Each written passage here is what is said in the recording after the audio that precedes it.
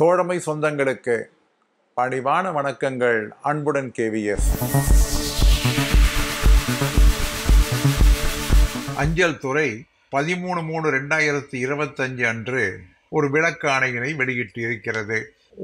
உடல் பாதிப்படைந்த ஊனமடைந்த ஒரு ஊழியருக்கு எப்படி ரிசர்வேஷன் என்பது ஆரம்பத்திலேயே, அதாவது ஒரு பணி அமர்விற்கோ அல்லது அதற்கு பின்னால் பதவி உயர்விற்கோ எப்படி பயன்படுத்திட வேண்டும் என்பதற்கான ஒரு விளக்கு ஆணையினை வெளியிட்டு இருக்கிறது.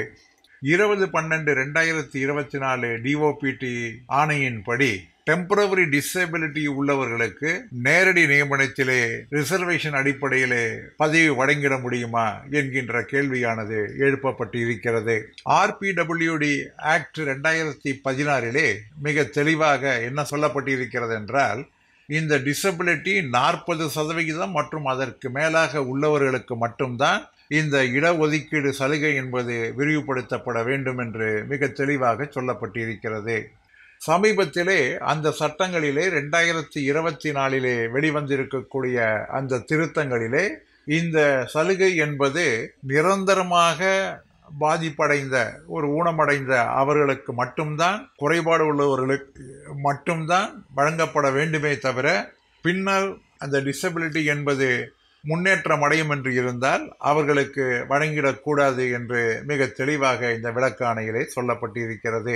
ஆகவே இந்த டெம்பரவரி டிசபிலிட்டி சர்டிஃபிகேட் என்பதை கொடுத்து தற்காலிகமாக ஒரு குறைபாடு உள்ளதாக சொல்லப்படக்கூடிய அந்த சான்றிதழ்கள் நிச்சயமாக இடஒதுக்கீடுக்காக எடுத்துக்கொள்ளப்படக்கூடாது.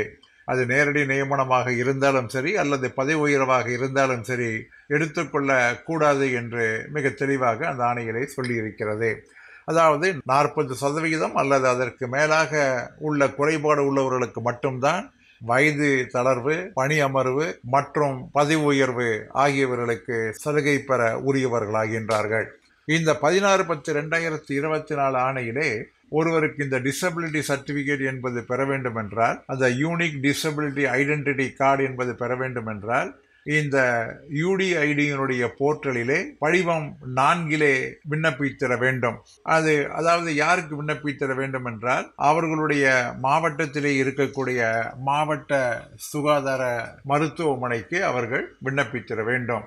அவ்வாறு வரக்கூடிய அந்த விண்ணப்பங்களை 3 மாதங்களுக்குள்ளாக அந்த மருத்துவமனைகள் சரிபார்த்து ஃபாரம் 5, ஃபாரம் 6 மற்றும் UDID கார்டு ஃபாரம் 7 இவைகளிலே அந்த டிசபிலிட்டியினுடைய சிவியரிட்டி, அதாவது அதனுடைய தாக்கம் எந்த அளவுக்கு இருக்கிறது என்பதை அவர்கள் சான்றிதழாக அளிக்க வேண்டும் என்று இந்த ஆணையிலே சொல்லப்பட்டு இருக்கிறது. ஆக இந்த ஆணையின்படி தற்காலிக ஊனமடைந்தால் அவர்களுக்கு இந்த இடஒதுக்கீடு சலுகை என்பது நிச்சயமாக கிடையாது என்று இந்த 13/3/2025 ஆணையிலே விளக்கப்பட்டு இருக்கிறது. என்ன நண்பர்களே, மீண்டும் சந்திப்போமா? அன்புடன் கேவிஎஸ்.